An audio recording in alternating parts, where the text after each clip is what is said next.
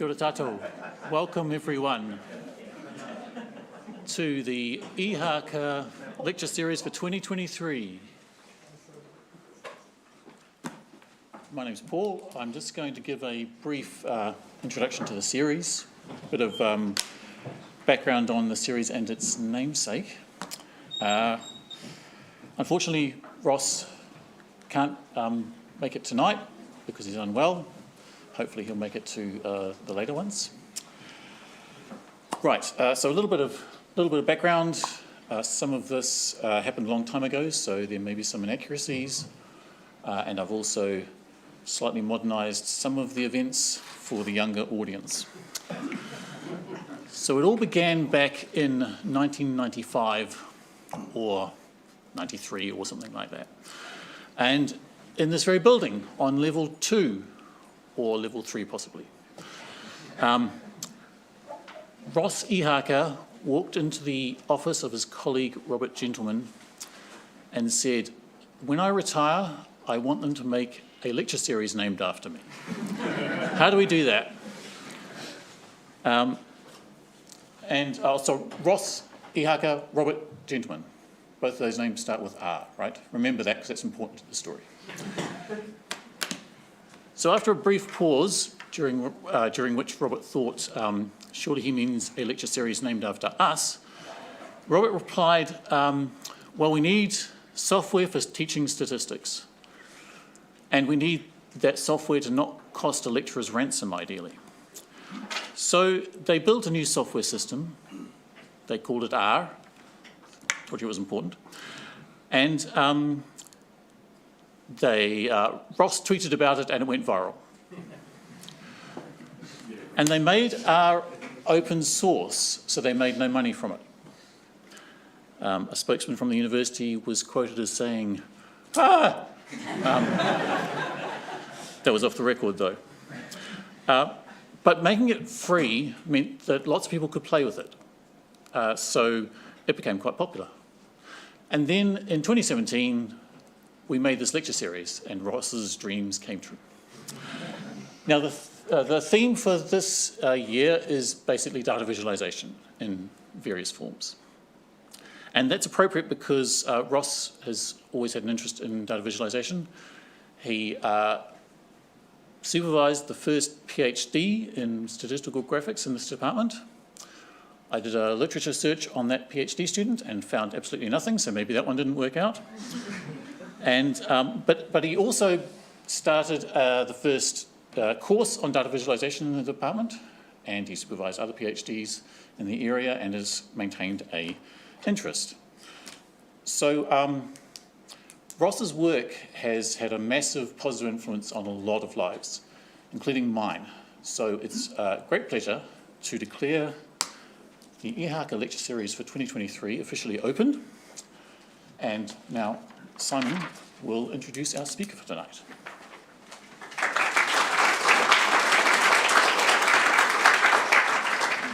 So thank you, Paul. So it's my great pleasure to be able to introduce our first speaker here today.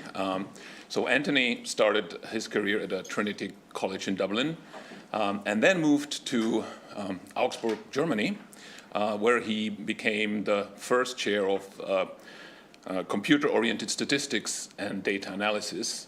And there he actually built a very nice group that went on to create many works, some of which are Manet, Mondrian, Cassatt, Pissarro, and so on.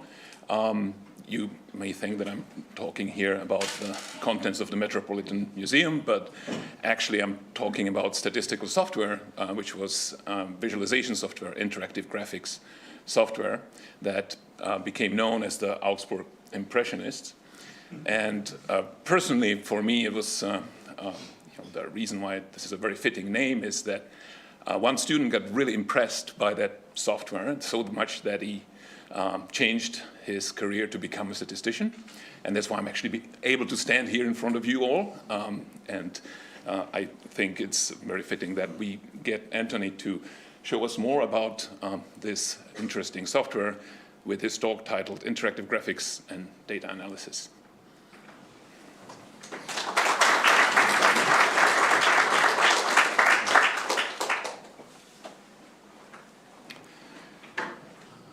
Well, good evening, everyone. It's an honor to be one of the Ihaka lecturers. I've been preceded by some very big names, and doubtless I'll be followed by some other big names, so I'm one of the smaller names in the middle.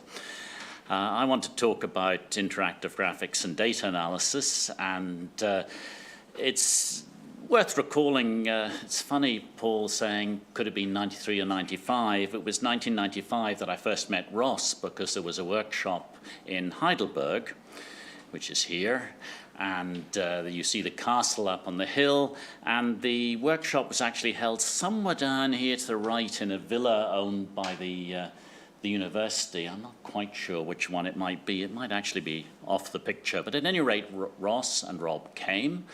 There were a lot of big names there, Rick Becker, Alan Wilkes, who'd been very involved in the S language, Bill Eddy was there, Luke Tierney was there, Andreas Buja was there, a lot of big names which Gunter Zawitsky was always able to bring into the Heidelberg workshops in the late 80s and early 90s. It was really a very good introduction to statistical computing for German statistics, even if they didn't quite appreciate it as much as they should have done. At any rate, Ross and Rob made a tremendous impression on all these top names. I have to admit that they didn't make quite as good an impression on me because I was interested in other aspects. I was actually interested in interactive graphics at the time and couldn't see the potential of R at all, which just shows how competent I was. But it's interesting to think that R has progressed hugely, has had a tremendous influence. It was really an eye-opener at the time for many. It became gradually, maybe 3 or 4 years later, an eye-opener for me. But the ability to be able to converse with computers to do statistics was a tremendous step forward. And this really has, we've seen this grow and grow. And you might say, well, what about this other side of the workshop, the interactive graphics? Well, what I'm going to claim is that actually interactive graphics has gone backwards in the meantime. It's hard to think of any area of statistics where this is true, but I think it is to some extent. And I want to show you a bit of that in my talk this evening. But first of all, just to say, as I say, I'm honored to be here because I respect a lot of what Ross has done. I find R a tremendous achievement, and I've also got a very weak spot for Auckland because I had a very productive and entertaining and enjoyable sabbatical here 10 years ago. At any rate, being asked to be an Ihaka lecturer, I started thinking about other lecture series which are named after famous statisticians. And I thought about the Geary lectures. As Simon mentioned, I was originally in Ireland. Roy Geary was a most impressive character.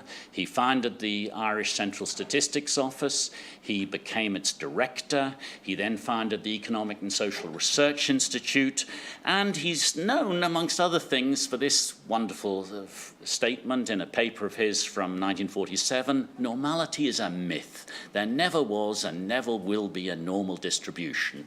And all statisticians who are sitting here are probably thinking of these people who come in and say, of course it's normal. Can't we assume it's normal? It's all normal. And even in 1947, Roy Geary was getting fed up with these kinds of people. He did some theory as well. Funnily enough, Geary's theorem refers to a particular property of the normal distribution. And then there's Geary's C as well, a really big figure. So I looked through his lectures and discovered to my astonishment that the second one was given by Gordon Foster, who later on became my doctoral supervisor. Now, Gordon, whereas Roy Geary was a great conversationalist and could talk the hind legs off a donkey, Gordon Foster could turn a room to absolute silence within about, I see my wife laughing at this, she remembers it well, within about 5 or 10 minutes. But he was an interesting character. He'd worked in Bletchley Park at the end of the Second World War for a couple of years. He probably met Alan Turing then, I don't know. Gordon played his cards very close to his chest. But he definitely visited him in the early 50s of the last century to discuss computing in Manchester. And he then discussed in his Geary lecture of 1968 a little bit about computing at that time. And I wanted to talk about that a bit today, but just to add one more thing about Gordon Foster. Although you've never heard of him, I like to bet. He is actually responsible for something that you use every day. He designed the ISBN system for books. Okay, so this is the work he discussed briefly in his talk in 1968, and he apparently traveled to Los Angeles in 1953 to use SWAC, the National Bureau of Standards Western Automatic Computer, not an acronym that's probably well known in computing today, but must have been one of the most powerful computers available at the time. And he describes in his paper that they computed just under 4 million normal deviates. Well, we could just look at what R would do with that. I've set it up briefly here. I've set n to be 4 million, and I've said, so we'll just let that run while I'm talking. We should give R a bit more work to do, shouldn't we? Let's make it 4 billion instead. You know, just, whoops, there we go. Okay, so we'll let that run while we're thinking about these things. And what they did was they wanted normal deviates, so they generated uniform random numbers, but it turns out they used multiplicative congruential methods, which by 1968 were already rather frowned upon. In fact, there's a famous article by Massalia called "Random Numbers Fall Mainly on the Plains," which was published in '68. And so the method wasn't too good for that. And then they did something else, which even the first-year students would find appalling. They generated normal deviates by adding up 8, count them, 8 uniform random numbers. Now, everybody knows who's done anything about simulation that that's not going to be very good, but if you have to add up uniform random numbers to get normal, you should take 12, because then the variance is 1. Gordon knew that. He writes it in the paper, and he says, but that would have required 50% more time. And already, just under 4 million took just over 7 hours to do. Now, you saw R did it in less time than we could possibly handle. So just over 7 hours plus a bit more, that might have been too much. But has R coped with that yet? Not quite. Oh yes, sorry, they have. I beg your pardon. They've already done that. So that's just the way it goes. But I wanted to say a little bit about what else Gordon said in that talk. A couple of quotations from it. He said, "Of course, in the days I'm speaking of, this is 1953, it was something of an achievement to get a program actually working. It was useful to have handy a screwdriver and Scotch tape and to know where to kick the machine if it got stuck. Software has been defined as the part of the computing system you cannot actually kick." Times change, don't they? At any rate, what I wanted to do today was not talk about history, although I found those rather interesting aspects. I wanted to show you examples of interactive graphics and try to explain why I think they've rather gone backwards instead of forwards. And I propose to take 2 data sets and to illustrate how interactive graphics might work. One data set which you probably know a fair bit about, and another where you might know far less. And to see whether I can convince you that interactive graphics helps. I'm going to use the software Mondrian, which was written by Martin Toyce, one of my doctoral students. He didn't actually write it in Augsburg, which is why, if you were listening to Simon closely, he talked about the Augsburg Impressionists, and he slipped Mondrian in there, but Mondrian wasn't an Impressionist, was he? All the others were.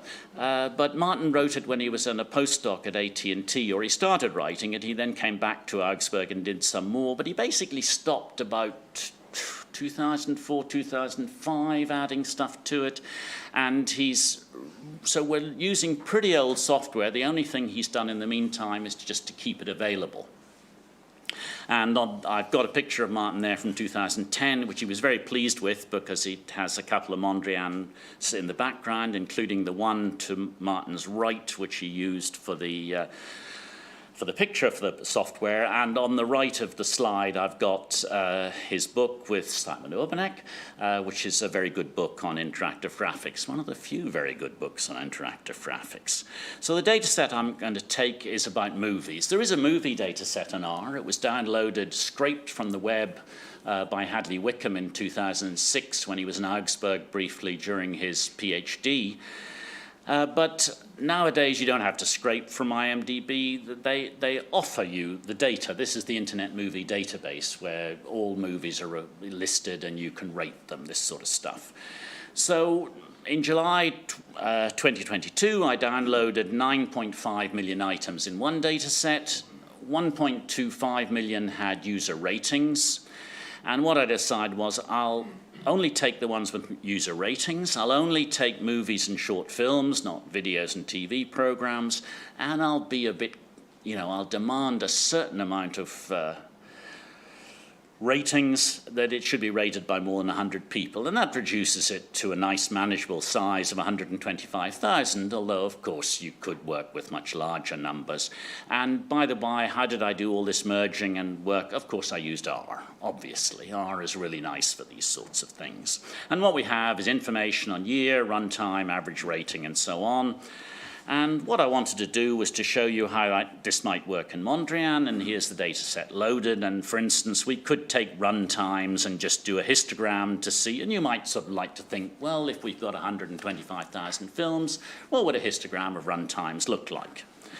Well, I'd like to suspect that none of you have thought it looked like this. And you might say, well, there's obviously something out here, but how much? Well, if we select this lot and you look closely here, you'll see that this is all but one of the data. And if you're also up on scales, 51,420 minutes is about 5 weeks.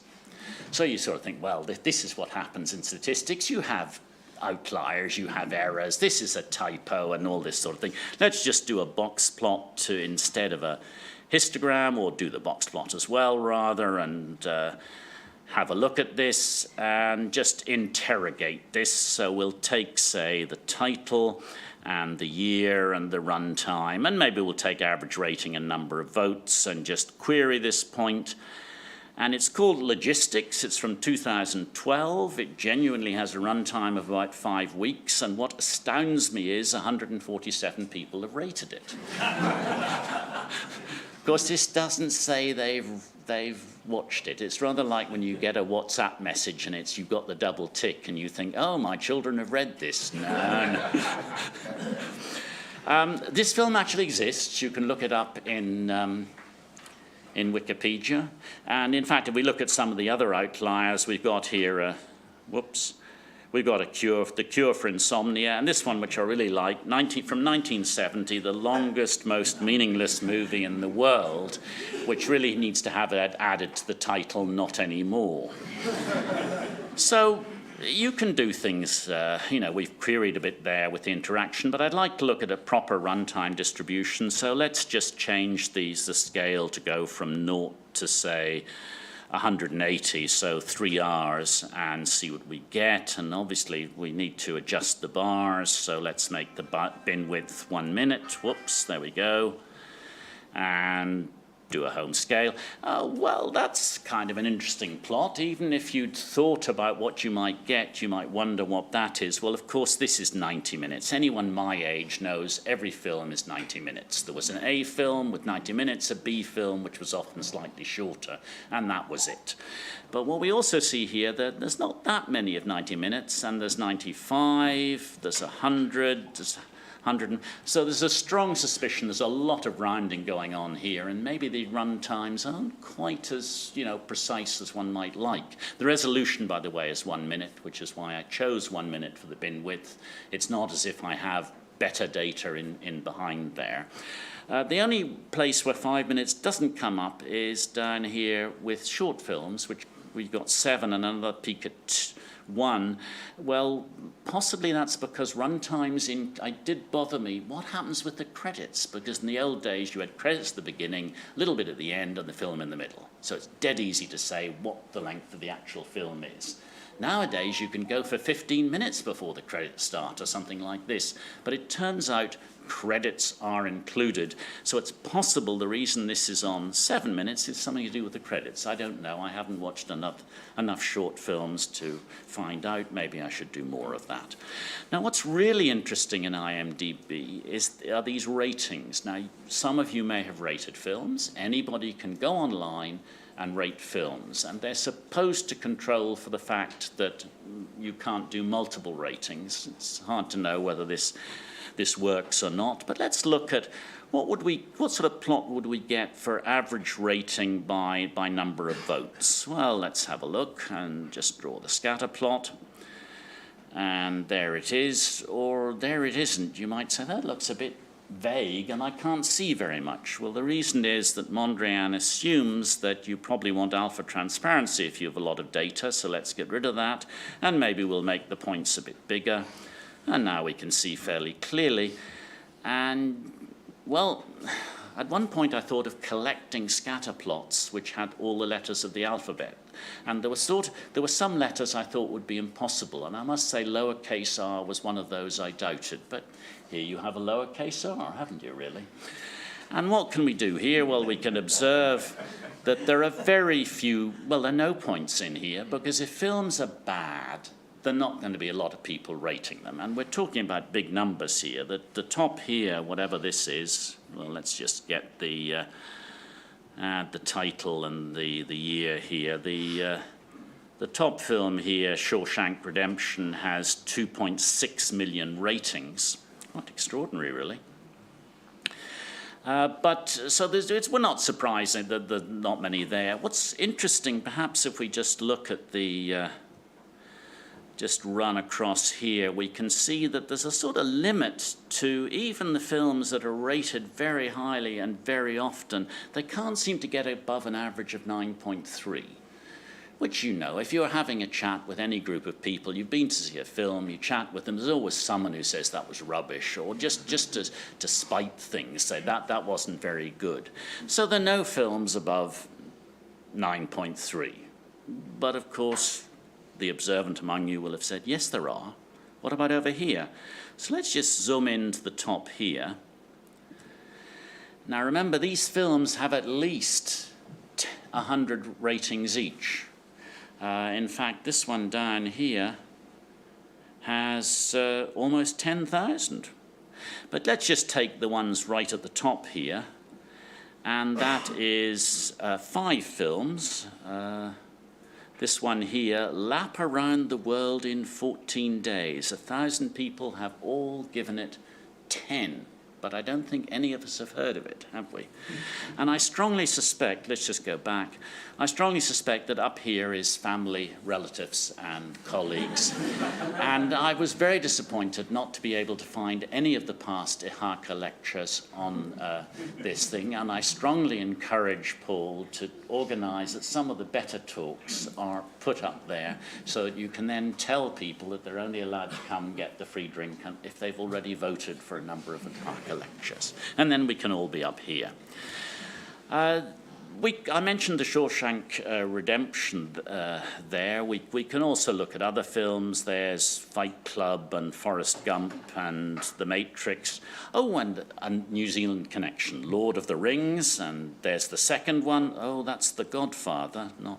Well, how do we find these films? Well, what we can do is we can do let's just go here to the title and do a bar chart. So this will have something like 125,000 entries in the bar chart, but I hope you saw that it drew fairly quickly.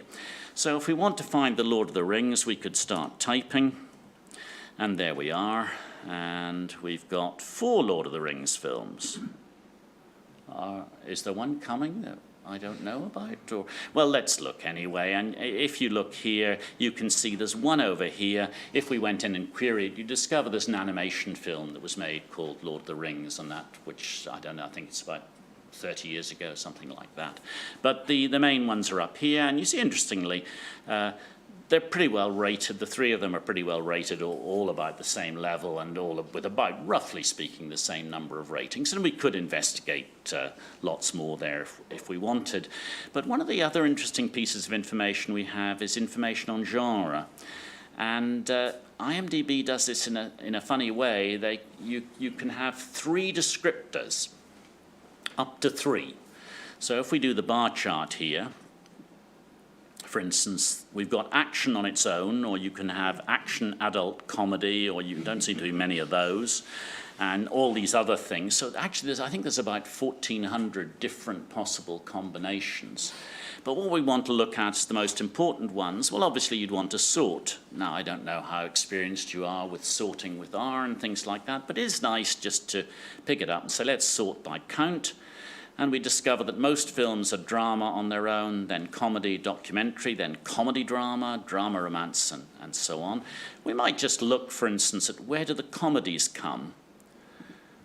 Well, this is where alpha transparency could be a bit useful, so let's do that, and then you can see where the comedies come. And actually, comedies, I suppose that everybody has a different sense of humor. What I find funny is not necessarily what you find funny.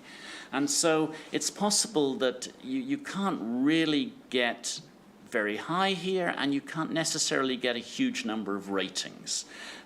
Just to check that particular one there, if we see what it is, if we go for the title and the year, and well, we'll take the rating, the votes, and the year and the title, and then just query that one. That's The Hangover, which apparently, and down here you've got Ted, and here you've got, one of those is a comedy, whatever. The other category I thought was interesting to look at was documentary, where you have very few, you've got no films with lots and lots of ranking. And if we want to go in here, we probably have to zoom in, so let's do that. And there's that film, and that is Super Size Me, the Michael Moore one. Whether you would call that purely documentary is... But this is it. How are these genres allocated? I imagine there's some dark room like this with no windows where workers for IMDb are sitting and writing down, well, what did you think that film was? Oh, God knows. Let's call it drama documentary or something like that. I just don't know. But it's... whatever it is, it'll be fairly speculative. So what we could look at, let's put the alpha back, we could ask ourselves, well, what sort of excuse me. What sort of films are the ones that get lots and lots of rankings and these high scores? So let's just grab these ones. And that is everything above, well, it's round about 1 million, well, 850,000 or more rankings. And if you can look, if your eyesight's good enough, you can probably see there's a little bit of highlighting in here on the different ones. So that's not much help as it stands, but what we can do, of course, is we can just change the scale. So that's not what I wanted to do, was it? Let's go back here and grab those again. And then go here and get the scale up. And let's put the x-axis, instead of going from 0 to 15,000, let's go to 0 to, say, 200. And now we can see where there are highlighted cases here, but again, it might be nice to sort those and find out where are the most cases. And the most seem to be here in this one, which is action, adventure, sci-fi. There are actually 6 films in those top 69 which fall into that rather curious category. And if you exclude crime, drama, thriller, we then have action, adventure, and drama, action, adventure, and fantasy. Down here we've action, crime, drama. Action seems to be a big thing in getting lots of votes. And one of the reasons might be the following. Users are invited to say what their age group is and what their sex. Now, about 70% of people do that. And what you find is that there are far more men who rank films than women on IMDb. And this probably is why action gets far more ratings. Now, you could ask what's the sociology behind that. I like to think that it's probably The males, they go to a film, they think, I've got to rush home and rate this. And the women look at one another and say, why don't we go and have a glass of wine and chat about the film? And they have no time to rate the films. At any rate, you can see how these things work. So what I'm trying to suggest here is, what we've seen is that we've been able to identify some curious individual cases, maybe even bizarre cases like the 5 Weeks Logistics film. We've seen some general patterns of run times and ratings, which have also given us some idea about how much faith should we put in these data? Are they really reliable? In particular, the runtime precision, the subjectivity of the genre. If you looked at individual films, I'm sure we would find lots of disagreement about how IMDb has coded them. And we actually have little knowledge of who rated and why and whether perhaps the system has been gamed. We just don't know.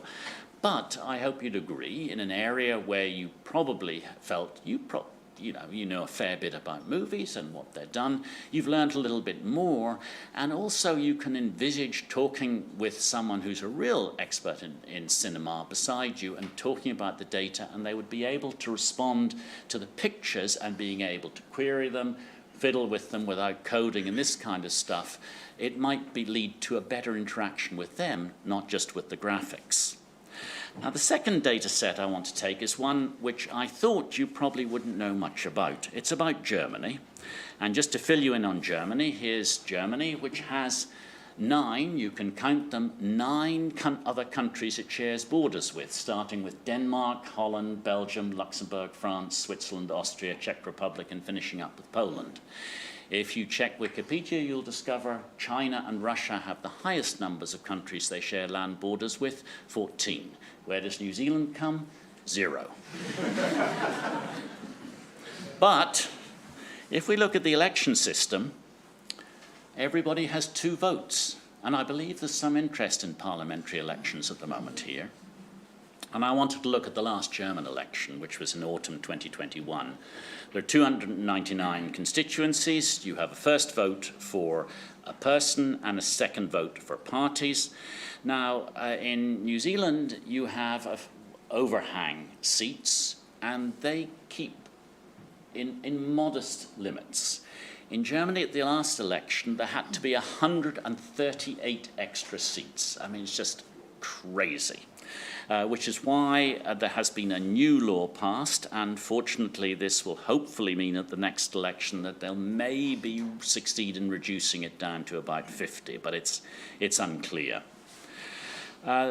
I don't just have information on the voting, I have structural information on each constituency, demographics, education, economics, and all this comes from the Bundeswahlleiter's webpage, that's the federal returning officer, who also offers a map of Germany with all the constituencies.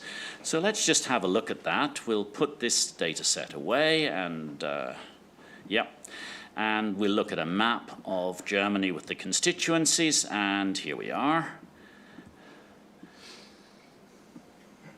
Now, I mentioned meeting Ross in Heidelberg earlier. Where's Heidelberg here? Well, we can do what we did before with the movies. We can do a bar chart of the names, and we can start typing. And there's Heidelberg. And there's the constituency, which contains Heidelberg, the city, plus a little bit of land round about. And just to fill you in from where I'm based, down here, we'll just zoom in. We've got Augsburg Stadt, that's Augsburg City, and we've got Augsburg Country, Augsburg Land, and you'll notice this is one of the nice geographic features of you just don't expect that actually the city of Augsburg constituency is totally contained within the constituency of Augsburg Land. And you might say, well, you've been in Augsburg for over 30 years. When did you first realize that? Well, I first realized it when I was making my interview presentation in January 1993 at the University of Augsburg, and I wanted to show them the Augsburg constituencies, and I suddenly realized one was inside another. I hadn't realized it before. I should really prepare my talks better, shouldn't I? Anyway, the other city down here, which you might have heard of, is Munich. There are the 4 Munich constituencies. And Munich is where at the moment the Oktoberfest is taking place, probably the biggest beer festival in the world. And as you think about this, you think, but we're in September. Why do they have the Oktoberfest in September and not in October? Well, Germans aren't always quite as punctilious as they're made out to be. So at any rate, what can we do here? Well, we could look at the different parties. We'll take the party votes, and I'll take the big 6, so to speak, and everybody else I've lumped into other, because in fact I looked up the New Zealand voting system, and it seems to be a little bit restrictive about whether a party can be registered or not. When I tell you that up to 200 parties were registered at the last German election, I can only assume that, again, it's a puzzle, that Germany is less restrictive than New Zealand in some bureaucratic way.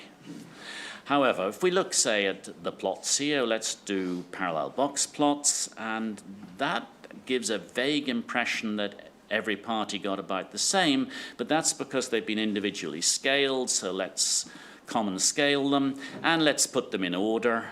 Let's sort, say, by the median. And now we can see how the parties did. And it'd be interesting to know, for instance, there are 2 newish parties here. The AfD, Alternative for Germany, which was founded as an economic party, more a sort of centre-right party, I'd say. And since its founding in about 20 years ago, it has moved so fast to the right that it is now practically anti-constitutional, but still holds on, unfortunately. Now, if we look at where the AfD was strong, we find they're over here somewhere. So where is that? Well, let's look at the Bundesländer, which we've got here. And you can see that there's 5 Bundesländer which are where the AfD was strong. And we might just look at regions here. And, oh, they're all in the east. Well, you know, that's well known if you're in Germany, possibly not outside. And you notice also, of course, that East is referring to old East Germany, not East as because this area is far further east, but was in West Germany. So that's a bit, that's interesting to know. And if we look, that's the far right party. If we look at the far left party, Die Linke, Linke is left, and see where they were strong, they're also in the east, but in Berlin. And let's just look at Berlin more closely. Just zoom in here. They're in the eastern half of Berlin. And I hear this murmur of the older members of the audience saying, we knew that, we knew that. We were around when Germany was reunited 30 years ago. And at that time, there was West Germany, which was West Germany. That's this part of the country. Let's just go there. Plus West Berlin, so part of Berlin. And East Germany was the east plus the eastern part of East Berlin. So what we're seeing with the Linke is that 30 years on, if we look here at that part of Berlin and just get rid of, oh, I went the wrong way there, but let's go to this, whoops, let's go to the east, the Linke again here. What we're seeing is that there's still vestiges of this east-west disagreement attitudes around, and that's something that after 30 years you'd think might have gone, but no, it hasn't. And that applies a little bit to the AfD as well, and is one of those things that bothers people in the West, that clearly in the East they are not reuniting with the West as much as one would hope. Okay, well, AfD being a right-wing party, obviously they're not very keen on foreigners. So it's interesting, we have information here on how many foreigners there are in each constituency as a percentage. So we could look at that, there we are, and we could look at the AFD and see if there's any relationship. And we discover here in the scatter plot, I'll just scale those to 0 and you can see that where there's few foreigners, the AFD does very well, and where there are a lot of foreigners, the AFD do poorly. Now, there could be a number of reasons for that. It could be none of the foreigners vote for the AFD. It could be, which is something you find in a number of countries, that in constituencies where there aren't actually this particular problem doesn't exist, people are much more strong-minded about it than in the constituencies where the problem does exist. And finally, and much more likely, I suspect, it's just part of the old East-West divide, because these, of course, are all East constituencies from the old East. This is where you'd want to have a political scientist, maybe a sociologist, maybe also historians sitting beside you, talking about the details, talking about the other factors we should look at and how to get involved. And again, I would claim having this kind of tool in front of you makes that much easier. We could also look at I mentioned AFD and Linke are new parties. The Greens are also fairly new in Germany. And it's interesting to see where they were strong. Perhaps we'll draw a histogram of them just for a bit of variety. And you might say, oh, this is getting I've got plots all over the place. Well, as a last resort, I can do that and see what plots I've got and then go to this one. But it's actually a matter of a way of working. You know, you go into some professors' offices and there's papers all over the place, there's piles of books, you can't see anything at all. And you go into other professors' offices and there's one piece of white paper not yet written on the desk and a pencil, and everything else is blank. So it depends how you like to work. I like to work with lots of papers and lots of graphics and stuff like this, so I apologize if this makes it a little difficult to follow. Let's just make that give the bin width a value of 1, and let's just look where the Greens were strong. And if you look at that plot, you might say, well, why? I can see them, but it's a little difficult to see. Well, if you think about why, this, of course, is a map.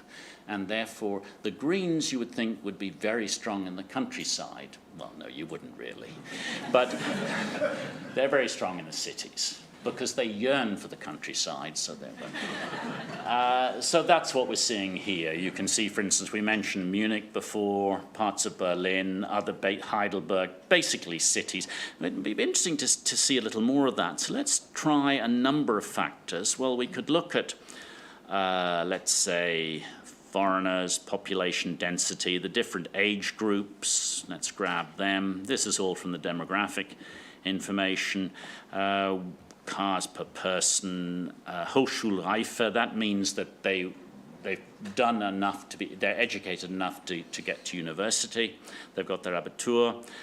And let's say unemployed. And if we do a parallel coordinate plot of that and look at what we can get, let's put the alpha down a little bit there like that. You can see here, this is the green axis. These are the top where the Greens were strongest. They're certainly not strong in any constituency where there's very few foreigners. Population density seems highly skewed, so we ought to look at that a different way. Under 18 to 24, they're pretty strong. 25 to 34, they're very strong. And this sort of figures with the image we have of Greens, particularly as we get across to anybody over 60 isn't interested in them at all. This is the sort of thing. And Hochschulreife, they're highly educated. So we can start getting a flavor of this, although clearly we don't have to investigate it in a more serious way. But let's pick up population density. I said it was skewed, so one way around that, which is often done with population density, is to take a log. So let's just do that. Take a log of population density and then go down here and look at the Greens. Where are the Greens gone? And do a scatter plot. And let's make the big bit so that you can see. And what I hope you see is that there's actually quite a reasonable linear relationship of how well the Greens did against log of population density. And we could actually do better than that. We can stick in a smoother there. I'll stick in a spline smoother, and we see it's vaguely a straight line there. Incidentally, what's happened there is Mondrian has said, I want a smoother. It's gone to R, opened R, had R calculate the smoother, and sent it back. Now, this was something Martin did about 20 years ago, so maybe around about then. And the idea was that we would do a lot more of that, and Mondrian would get a lot more support of this kind. It's not full integration by any means, but it's very, very nice. But it never really happened because Martin needed to get a job and everything. So this is the way software develops. However, that's a very nice feature there. But as you look at that graphic, you might hopefully think, what are these cases here? What is going on there? And when you look at the map, they're all in the same place. And when we look at our bar chart of the Bundesländer, that is Saarland. So what happened in Saarland? Well, I don't know what happens in New Zealand, but in Germany, if you have a party list, you have to have a list of people who are going to be elected. So let's say Paul will be number 1, and Simon will be number 2, and Thomas will be number 3, and Chris will be number 4. Tough Chris, they only won 3 seats, so you don't get in. But, this is the way it would be done. So the Greens in Saarland could not agree on a list.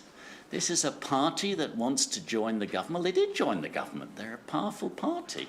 But in Saarland, they couldn't produce a list they agreed on, so there was no list. So they couldn't get any votes. So the party votes for the Greens in Saarland were 0 in those 4 constituencies. Now, I knew that at the time, but it's funny how all these things you forget about.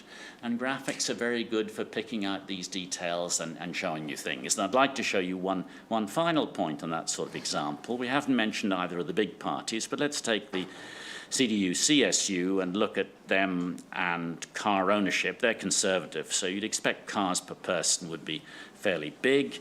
So let's do a scatter plot. And if you look at that, you'll see, it's the wrong way round. So obviously what we do is we flip the axes.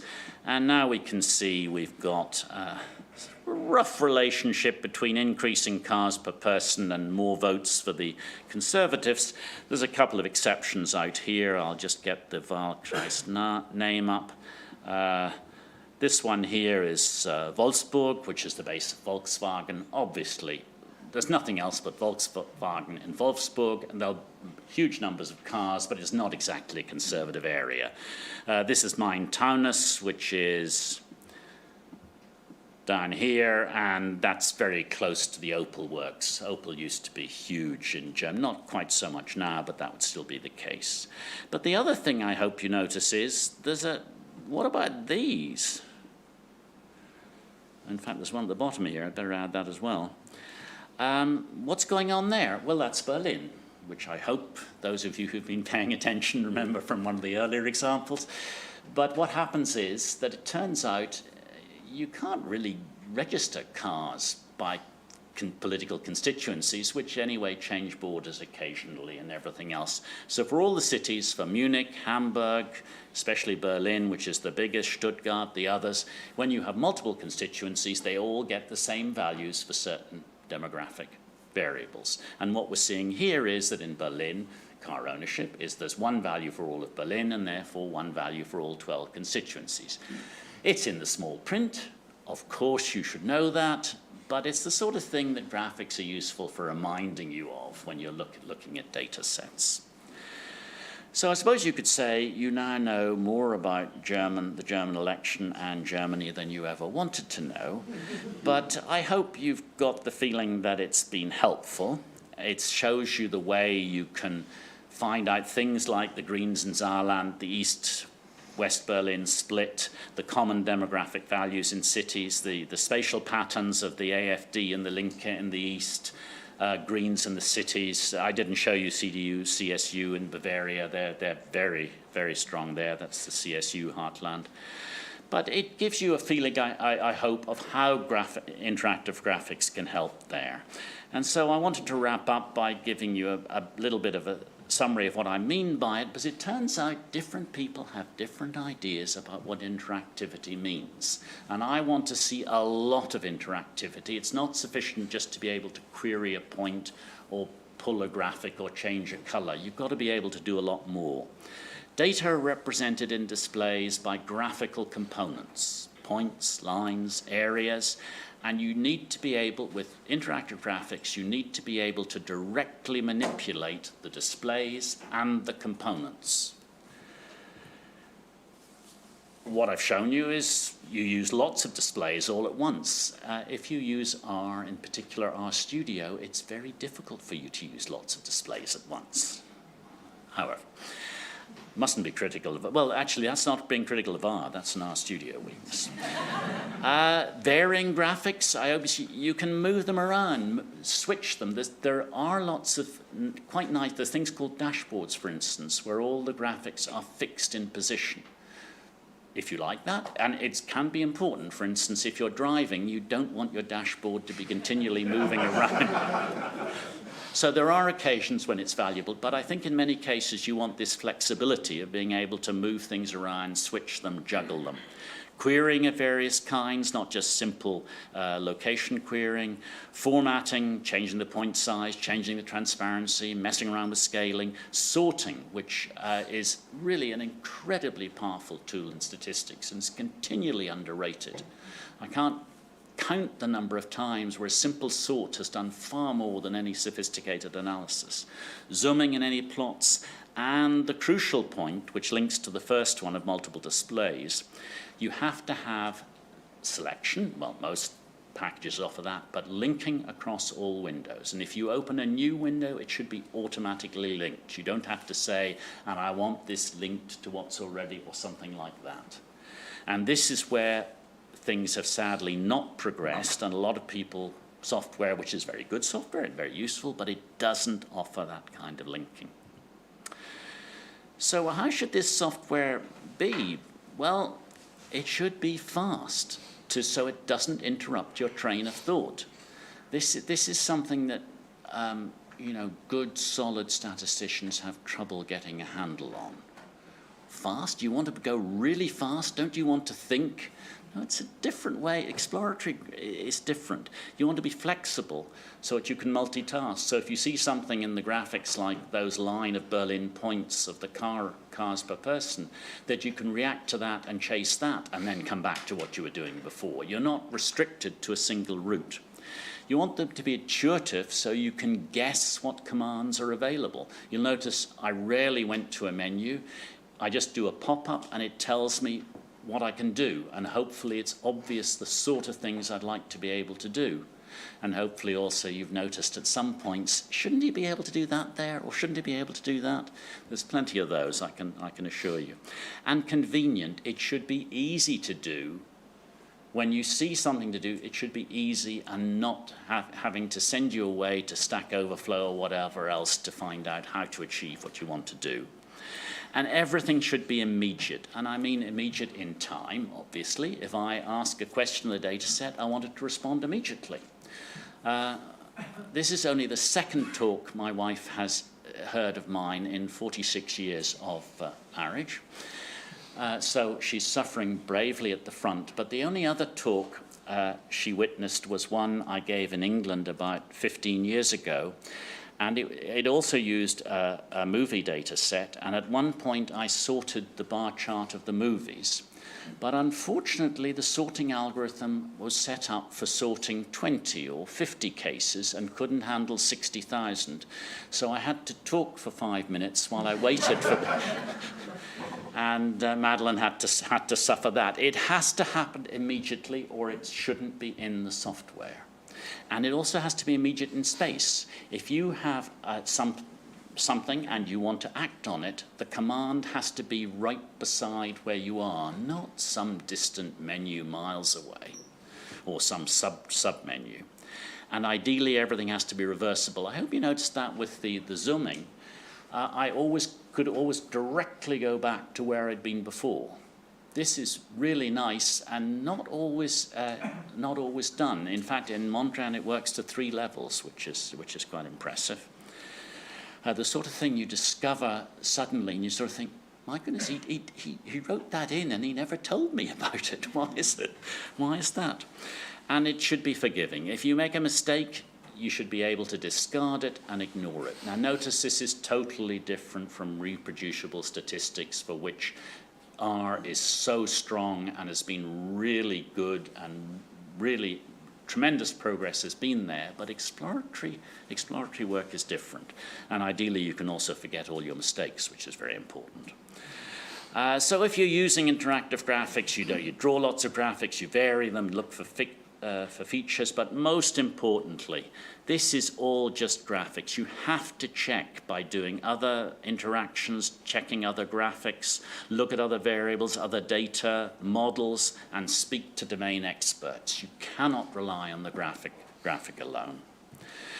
So what's happening with interactive graphics? Well, if we come back to that first meeting of myself with Ross in '95, when he and Rob showed R, what they were showing was a structure for working with computers, doing statistics with computers.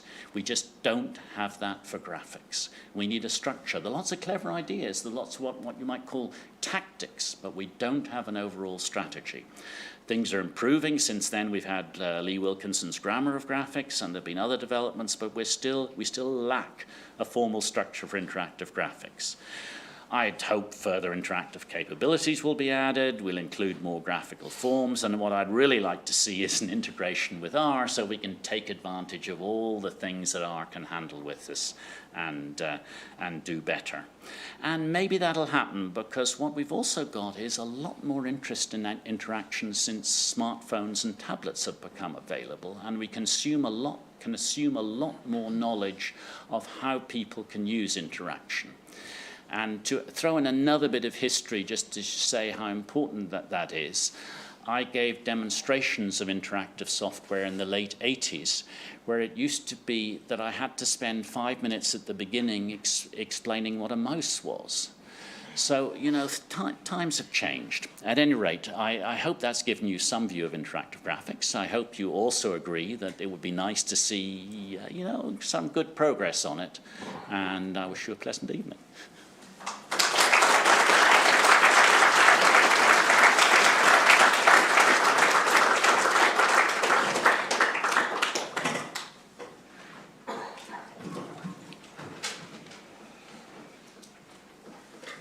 Would you like any questions?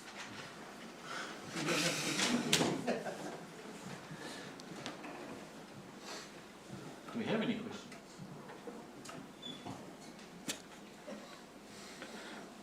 So what's the role of rotating point clouds and stuff? Do you see there's a place for that, or is that something where you can't have those things that you said where you're instantly sort of,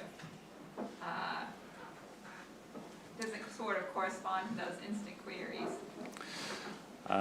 So can you repeat the question? Yeah. I was asked about what the value of rotating point clouds might be. And fortunately, some people here may not have seen a rotating point cloud. They were extraordinarily popular after the Chuki Prim 9 software, and at some of those workshops in Heidelberg I mentioned, people from AT&T Bell Labs would come, and I remember in particular a presentation where they showed not only the points rotating, but each point was a sphere which was rotating. It was technically incredibly impressive, and it told us nothing. So I would say that it's very nice, and the Gobi people have done some very nice work with rotating point clouds, but personally I'm not that keen, perhaps because it's a very sophisticated tool. The other thing is I've shown linking using what they called in the old days painting. So when you select points, they're selected. But there was also brushing, where when you brushed across the points, you saw a continually changing selection. That's very sophisticated, and I think it held back interactive graphics because it was so difficult to understand.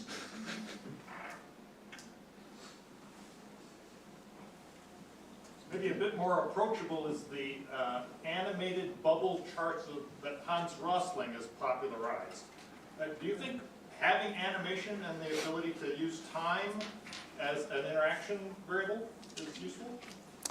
Well, Hans Rosling's presentations were wonderful, and he's done exceptional work. If you look in particular at the Gapminder data and look at it in more detail, the amount of care they've taken with the reliability of data, what they do with special disasters, how they have estimated, it's extraordinary.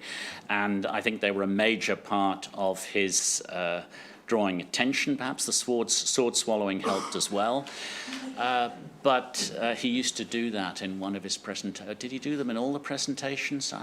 But I'm not very keen on animation, because this is really a presentation tool, and I'm talking more about exploration. So if I want to show a chain of events, then animation across time is very nice.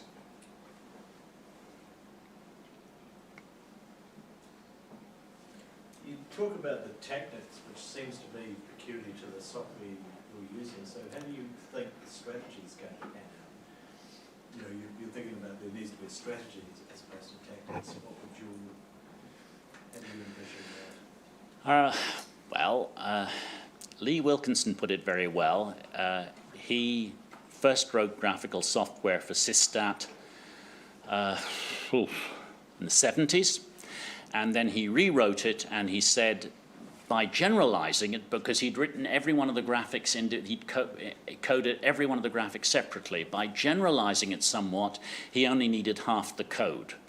And then he rewrote it again, and he got down to maybe a quarter of the original code. And then when Grammar of Graphics came, when he thought that through, he reckoned he had maybe a tenth of the original code. And it's that kind of thing, having the structure which tells you how things fit together.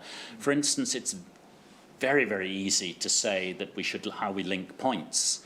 It's not entirely clear how we should link statistics, if we had a display, say, of means and confidence intervals or something. And it's not entirely clear how we can link scales. I would like to be able to say, make the scale for every graphic in which this variable appears the same, whether it's a scatter plot, a box plot, a histogram. How are we going to do that? Well, we need a structure to do that, and it's those kinds of ideas. Okay, I think we've reached our allotted time, so we thank the speaker once more.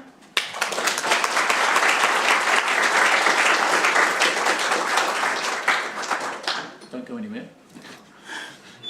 I just have a couple of things to quickly do.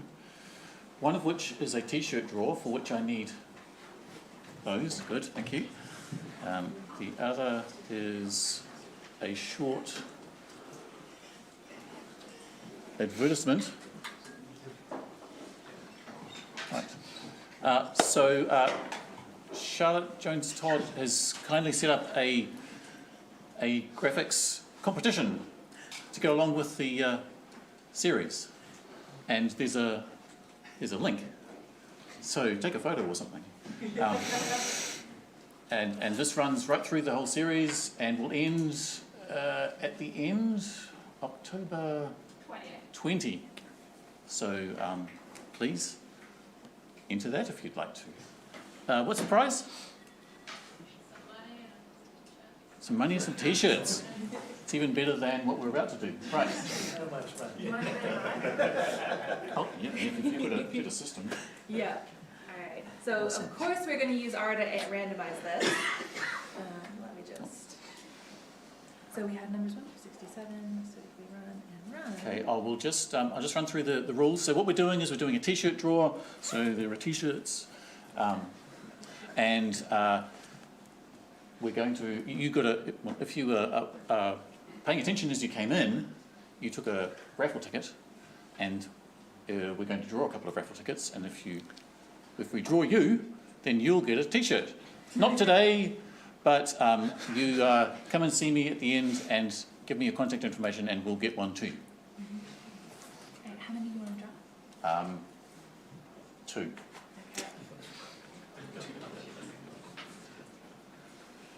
Sorry, running R on your phone is tricky.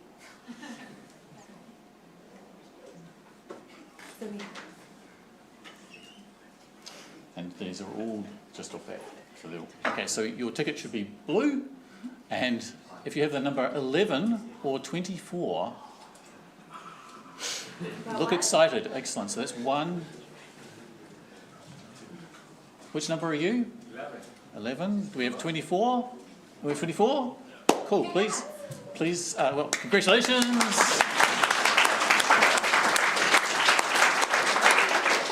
Please give me your contact details down here, and we'll sort out your T-shirt. Thanks again, obviously, to our speaker. Thanks to everyone for coming along. We don't have a lecture next week. There's a gap, but then the next one is on October the 12th. So I hope we will see you again then. Thank you all. Very much more.